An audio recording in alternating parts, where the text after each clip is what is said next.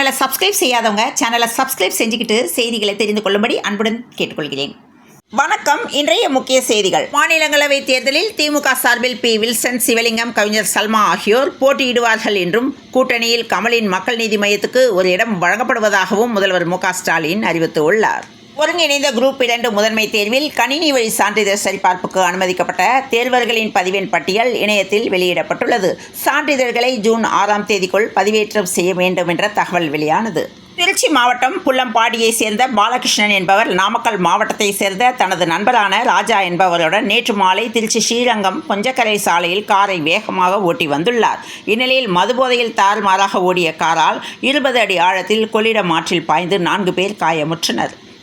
சென்னை தலைமை செயலகத்தில் எளிமை ஆளுமை திட்டத்தை முதலமைச்சர் மு.க. ஸ்டாலின் இன்று தொடங்கி வைத்தார். மே 28 அன்று நடைபெற்ற பெருநகர் சென்னை மாநகராட்சி மன்ற கூட்டத்தில் புரசைவாக்கத்தில் உள்ள பிரிக்லின் சாலைக்கு மாவீரர் ரெட்டமலை ஸ்ரீனிவாசன் சாலை என பெயர் மாற்றம் செய்ய தீர்மானம் நிறைவேற்றப்பட்டது.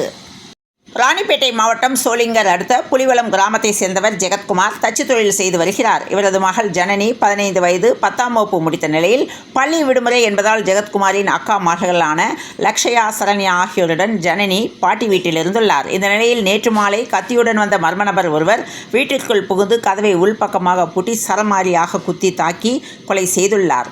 என்ன லவ் பண்ண மாட்டியா? வீடு புகுந்து பள்ளி மாணவியை குத்தி கொன்ற இளைஞன் ராணிப்பேட்டை மாவட்டம் சோளிங்கர் அருகில் பயங்கர சம்பவம் நடந்துள்ளது.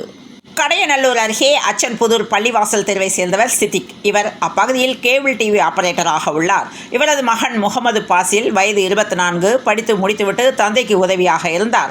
அச்சன்புதூர் பகுதியில் கடந்த 4 நாட்களாக பலத்த காற்றும் மழையும் பெய்ததால் வீடுகளில் சரிவர கேபிள் டிவி தெரியவில்லை. எனவே அங்குள்ள தெருவில் கேபிள் டிவி ஒயரை சரி செய்வதற்காக முகமது பாசில் இழுத்தார். அப்போது கேபிள் டிவி ஒயர் வழியாக அவர் மீது மின்சாரம் பாய்ந்த நிலையில் அரசு மருத்துவமனைக்கு அழைத்து சென்றனர். சிகிச்சை பலனின்றி அவர் பரிதாபமாக உயிரிழந்தார். புதுச்சேரியில் மதுபான விலை உயர்வு உடனடியாக அமலுக்கு வந்தது. இதன் மூலம் ஆண்டுக்கு ரூபாய் 185 கோடி அரசுக்கு கூடுதல் வருவாய் கிடைக்கும் என்ற தகவல் வெளியானது. நீலகிரி மாவட்டத்தில் மழையின் தாக்கம் குறைந்திருந்த நிலையில் நேற்று மீண்டும் கனமழை பெய்தது. அவலாஞ்சியில் 4ஆம் நாளாக 100 மீட்டருக்கும் அதிகமாக மழை பதிவாகியுள்ளது. ஊட்டி தாவரவியல் பூங்கா மட்டுமே திறந்திருந்ததால் அங்கு சுற்றுலா பயணிகள் குவிந்தனர். அண்ணா பல்கலைக்கழகம் மாணவி வன்கொடுமை செய்யப்பட்ட விவகாரத்தில் பெண்கள் மத்தியில் பாதுகாப்பு உணர்வை அளிக்கும் தீர்ப்பு வழங்கப்பட்டுள்ளதாக அரசியல் கட்சி தலைவர்கள் வரவேற்பு தெரிவித்துள்ளனர். லஞ்ச வழக்கில் சிக்கியவர்கள் மீது துறை ரீதியான நடவடிக்கையை தாமதப்படுத்தும் வகையில் அதிகாரிகள் அவர்களுக்கு மறைமுகமாக உதவுகின்றனர் என உயர்நீதிமன்ற மதுரை கிளை நீதிபதி அதிருப்தி தெரிவித்துள்ளார். சென்னை அண்ணா பல்கலை மாணவி பாலியல் வன்கொடுமை சம்பவத்தில் கைதான ஞானசேகரன் குற்றவாளி என சென்னை மகளிர் சிறப்பு நீதிமன்றம் தீர்ப்பளித்துள்ளது. தண்டனை விவரங்களை ஜூன் 2ஆம் தேதி அறிவிக்க உள்ளது. கொரோனா தொற்றால் சென்னையில் முதியவர் உயிரிழந்துள்ளார். தமிழகம் முழுவதும் 69 பேர் பாதிக்கப்பட்ட நிலையில் மக்கள் விழிப்புணர்வுடன் இருக்க அறிவுறுத்தப்பட்டுள்ளது. சென்னை அண்ணா பல்கலை விவகாரத்தில் மனசாட்சியின்றி முதல்வர் மு.க. ஸ்டாலின் பச்சை பொய் கூறுவதாக தமிழக வெற்றிக்கழக தலைவர் விஜய் கடும் கண்டனம் தெரிவித்துள்ளார். அண்ணா பல்கலைக்கழக மாணவி பாலியல் வழக்கு தீர்ப்பை சுட்டிக்காட்டி அவதூறுகளை அளித்தளித்த எதிர்க்கட்சியினரின் எண்ணம் தவிடுபொடியானதாக முதல்வர் மு.க. ஸ்டாலின் தெரிவித்துள்ளார். அண்ணா பல்கலைக்கழக மாணவி பாலியல் வன்கொடுமை வழக்கில் திமுக அரசு மீது நிலவும் கேள்விகளுக்கு விடை கிடைக்கவில்லை என்று அதிமுக பொதுச் செயலாளர் பழனிசாமி தெரிவித்துள்ளார். தமிழகத்தில் 1 லட்சம் பெண்களை தொழில் முனைவோராக்க தலா ரூபாய் 10 லட்சம் ரூபாய் வரை கடன் வழங்கும் திட்டத்தை சிறு குறு நடுத்தர தொழில்துறை செயல்படுத்த உள்ளது. இதற்கான கருத்துரு இறுதி செய்யப்பட்ட நிலையில் சில தினங்களில் திட்டத்திற்கு ஒப்புதல் அளித்து தமிழக அரசு அரசாணை வெளியிட உள்ளது. கச்சத்தீவை மீட்பது ஒன்றே தமிழக மீனவர்களின் பிரச்சினைகளுக்கு நிரந்தர தீர்வாக அமையும் என முதல்வர் மு.க. ஸ்டாலின் தெரிவித்துள்ளார். பயங்கரவாத தாக்குதலுக்கு எதிராக பாகிஸ்தான் மீது இந்தியா மேற்கொண்ட ஆபரேஷன் சிந்தூர் இராணுவ நடவடிக்கை மிகப்பெரிய வெற்றியை பெற்றுள்ளது என்று ஆளுநர் RN ரவி பெருமிதத்துடன் கூறியுள்ளார். தமிழக சட்டசபையில் கடன் வசூல் ஒழுங்கு மசோதா நிறைவேற்றிய பின் தமிழகத்தில் வசிப்பவர்களுக்கு கிரெடிட் கார்டு வழங்க வேண்டாம் என வடமாநிலத்தை சேர்ந்த சில தனியார் வங்கிகள் முடிவு செய்துள்ளதாக தகவல் வெளியாகியுள்ளது. சென்னை உயர்நீதிமன்ற தலைமை நீதிபதி KR ஸ்ரீராம் ராஜஸ்தானுக்கும், ராஜஸ்தான் உயர்நீதிமன்ற தலைமை நீதிபதி மணிந்திர மோகன் ஸ்ரீவஸ்தவா சென்னைக்கும் பணியிட மாற்றம் செய்து உச்சநீதிமன்ற கொலிஜியம் பரிந்துரை செய்துள்ளது. பழனி, குன்றத்தூர் உட்பட 11 நகராட்சிகளின் தரத்தை உயர்த்தி தமிழக அரசு உத்தரவிட்டுள்ளது.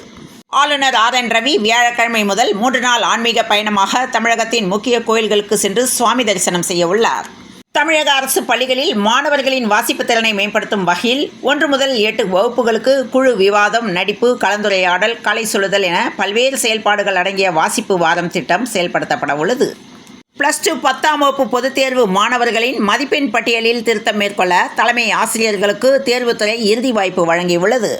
கால்நடைகளுக்கு சிகிச்சையளிக்க பயன்படுத்தப்படும் 34 மருந்துகள் மனிதர்களுக்கு பாதிப்பை ஏற்படுத்த வாய்ப்புள்ளதால் அவற்றுக்கு தடை விதிக்க மத்திய மருந்து கட்டுப்பாட்டு வாரியம் திட்டமிட்டுள்ளது. சென்னை மாணவிக்கு இழைக்கப்பட்ட அநீதிக்கு எதிராக வழக்கை துரிதமாக நடத்தி 5 மாதங்களில் நீதியை பெற்று தந்துள்ளது நம் காவல்துறை. விசாரணை அதிகாரிகளுக்கும் அரசு வழக்கறிஞர்களுக்கும் நீதிமன்றத்திற்கும் நன்றி என்று முதலமைச்சர் மு.க.ஸ்டாலின் நன்றி தெரிவித்துள்ளார். வடபழனி ஆதிமூல பெருமாள் கோயிலில் ரூபாய் 3 கோடியில் திருப்பணிகளை அமைச்சர் சேகர் பாபு தொடங்கி வைத்தார். திமுக கூட்டணி மீது பாஜகவுக்கு பயம் உள்ளது என்று விடுதலை சிறுத்தைகள் கட்சியின் தலைவர் தொல் திருமாவளவன் கூறியுள்ளார். தோகைமலை அருகே காமாட்சி மற்றும் மீனாட்சி அம்மன் கோயிலில் புதன்கிழமை கும்பாபிஷேகம் நடைபெற்றது. இந்த விழாவில் திருமாவளவன் எம்பி பங்கேற்றுள்ளார். திமுகவுக்கு தேமுதிகவை கண்டு என்ன பயம் என்று அக்கட்சியின் செயலர் பிரேமலதா விஜயகாந்த் கேள்வி எழுப்பியுள்ளார். சென்னையில் வார்டு வாரியாக சிறப்பு குழந்தைகள் குறித்து கணக்கெடுக்க உள்ளதாக மேயர் பிரியா தகவல் தெரிவித்துள்ளார். அண்மையாகவே புதுச்சேரி ஆளுநர் மாளிகை, முதல்வர் அலுவலகம், அதேபோல எதிர்க்கட்சித் தலைவர் எடப்பாடி பழனிசாமியின் வீடு ஆகிய இடங்களுக்கு வெடிகுண்டு மிரட்டல் விடப்பட்டது. குறிப்பாக புதுச்சேரி ஆளுநர் மாளிகைக்கு மட்டும் இதுவரை 6 முறை வெடிகுண்டு மிரட்டல்கள் வந்துள்ளன. இந்நிலையில் கோவை விமான நிலையத்தில் கேட்பாரற்று கிடந்த பேகால் பரபரப்பு ஏற்பட்டது. நீதிமன்ற தீர்ப்பு எதிர்க்கட்சிகள் ஆளுங்கட்சிக்கு எதிராக கருத்துக்களை கூறுவது வியப்பாக உள்ளது என்று திருமாவளவன் கூறியுள்ளார். பொள்ளாச்சி பாலியல் வழக்கில் நியாயம் கிடைக்க 6½ ஆண்டு ஆனது. அண்ணா பல்கலைக்கழக மாணவி வழக்கில் 157 நாளில் தீர்ப்பை பெற்றுக் கொடுத்திருக்கிறோம் என்றும் 2019 முதல் 2021 மே வரையில் எடப்பாடி பழனிசாமி தான் ஆட்சியில் இருந்தார். பொள்ளாச்சி பாலியல் வழக்கை அவர் நடத்திய லட்சணத்தை இந்த நாடறியும் என்றும் பொள்ளாச்சி வழக்கில் இபிஎஸ்க்கு கனிமொழி பதிலடி கொடுத்துள்ளார். ஜூன் 7 பக்ரீத் பண்டிகை கொண்டாடப்படும் என தலைமை பொறுப்பு காஜி அறிவித்துள்ளார். சென்னை உள்ளிட்ட பிற இடங்களில் பிறை தெரிந்ததால் ஜூன் 7 பக்ரீத் கொண்டாடப்படும் என அறிவிக்கப்பட்டுள்ளது. 100 ஆண்டு கடந்த சிவகாசி பட்டாசு புவிசார் குறியீடு வழங்கிட பட்டாசு உற்பத்தியாளர்கள் விண்ணப்பம் தெரிவித்துள்ளனர். திரையுலகில் மிகவும் பிரபலமான நடிகர்களில் ஒருவரான ராஜேஷ் அவள் ஒரு தொடர்கதை படத்தின் மூலம் நடிகராக அறிமுகமானார். தமிழில் இதுவரை 150க்கும் மேற்பட்ட திரைப்படங்களில் நடித்துள்ளார். தமிழ் மட்டுமின்றி மலையாளம், தெலுங்கு ஆகிய மொழிகளிலும் நடித்துள்ளார். மேலும் டப்பிங் ஆர்டிஸ்டாகவும் பணியாற்றியுள்ளார். வெள்ளித்திரை மட்டுமின்றி சின்னத்திரையிலும் பல சீரியல்களில் முக்கிய கதாபாத்திரங்களை ஏற்று நடித்து வந்த ராஜேஷ் இந்த நிலையில் 45 ஆண்டுகளாக சினிமாவில் பயணித்து வரும் நடிகர் ராஜேஷ் உடல்நலக்குறைவு காரணமாக இன்று காலை காலமானார். இவர் வயது 75. நெஞ்சுவலி காரணமாக உயிரிழந்ததாக தகவல் வெளியாகியுள்ளது. ராஜேஷ் மரணம் திரையுலகில் பெரும் அதிர்ச்சியை ஏற்படுத்தியுள்ளது. முதலாவது ஒருநாள் கிரிக்கெட் போட்டியில் இங்கிலாந்து, வெஸ்ட் இண்டீஸ் அணிகள் இன்று மோதவுள்ளன. ஆசிய தடகள சாம்பியன்ஷிப்பில் இந்தியா ஒரே நாளில் ஒரு தங்கம், 4 வெள்ளி வென்றது. நார்வே செஸ் தொடரில் 3வது சுற்றில் குகேஷ் அபார வெற்றி பெற்றார். இறக்கத்தில் தங்கம் விலை. அதன்படி சென்னையில் இன்று 22 கேரட் ஆபரண தங்கத்தின் விலை ஒரு சவரன் 71,160 ரூபாய்க்கும், 1 கிராம் 8,895 ரூபாய்க்கும் விற்பனையானது. கோவை, நீலகிரி மாவட்டங்களில் ஓரிரு இடங்களில் இன்றும் நாளையும் அதிகான மழை பெய்ய வாய்ப்பு உள்ளது என்றும், தமிழகத்தில் ஓரிரு இடங்களில் 50 கிலோமீட்டர் வேகம் வரை தரைக்காற்று வீசக்கூடும் என்றும் வானிலை ஆய்வு மையம் தகவல் தெரிவித்துள்ளது. அடுத்த 2 மணி நேரத்துக்கு சென்னை உள்ளிட்ட 18 மாவட்டங்களில் மிதமான மழை பெய்ய வாய்ப்புள்ளதாக சென்னை வானிலை ஆய்வு மையம் தகவல் தெரிவித்துள்ளது. இத்துடன் இந்த செய்திகள் நிறைவடைந்த நிலையில் தொடர்ந்து இணைந்திருங்கள் பிரபாஸ் கதவம் செய்திகளுடன். மீண்டும் மற்றொரு செய்தியில் சந்திப்போம். நன்றி, வணக்கம்.